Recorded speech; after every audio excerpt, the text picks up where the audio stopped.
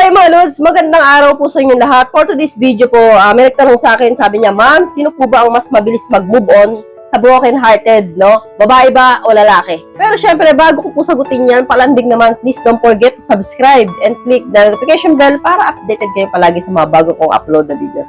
Maraming salamat po. God bless. Sino nga ba yung mas mabilis mag-move on kapag na broken-hearted? Babae ba o lalaki? Ang sagot po dyan ay ang babae. So, babae po ang pinakamabilis at nauuna laging mag-move on sa pagiging broken-hearted dahil po, kami po mga babae, Lods, no? Very vocal po kami, no? Talkative po kami. Kapag po kami may problema, ino-open po namin yan sa aming mga kaibigan, sa aming pamilya, or kahit na kanino.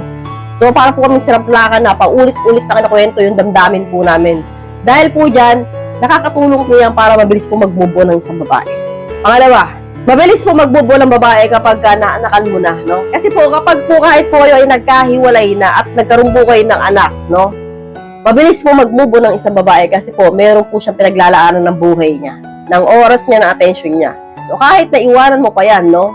Sa umpisa lang iiyak po yan, sa buwan, 2 buwan, and then after that, makakalimutan ka na yan. Kasi nga, meron siyang pinaglalaanan ng buhay niya. So, iisipin yan, meron akong anak na nakadepende sa akin, kaya kailangan maging malakas ako. Kailangan ko na mag-move on. So, ganun po ang mindset ng isang babae. Lakas po namin ang aming mga anak. Kaya kung iisipin mo na, ay, habol-habulin ako niya kasi nga, may anak kami. Nagkakamali ka po kasi po, baligtad po kayo ng mindset, no? Kapag ang babae, nagkaanak po yan, iisipin po lagi niyan, ikaw lagi ang talo. Kahit na ikaw yung nang iwan, kahit na ikaw yung sumama sa ibang babae, ikaw pa rin ang talo.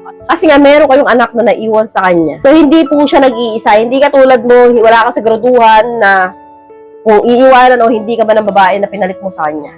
Pero siya, sigurado siya na meron na siya makakasama habang buhay. Kaya po, mas mabilis talaga mag-move on ng isang babae. Pangatlo, kapag ang babae po ay single, no, mas mabilis pong ligawan ng isang lalaki.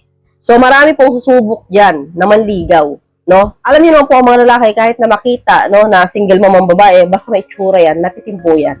So, kapag po ang babae nagkaroon ng mga manliligaw, wala ka na kagad, no? Nakakabubuo na po kagad yan. So, po-focus na po yan sa panibago niyang buhay. So, hindi po tulad din yung mga lalaki, minsan palasing-lasing pa kayo, no? Yun, lasing na lasing, dinadaan ninyo sa alak, eh din papangit kayo, mag-aasakit kayo, no? So, lalo kayong talo. So, hindi po tulad ng babae, habang broken hearted po yan, nagpapaganda po yan. So, karamihan po sa babae, ganun. Kaya po, mas mabilis talaga magbubuo ng isang babae. So, hanggang dito na lang po tayo mga Lods. I hope you learned something new in this video. More videos to come, so stay connected and see you again to my next video. God bless. Bye-bye!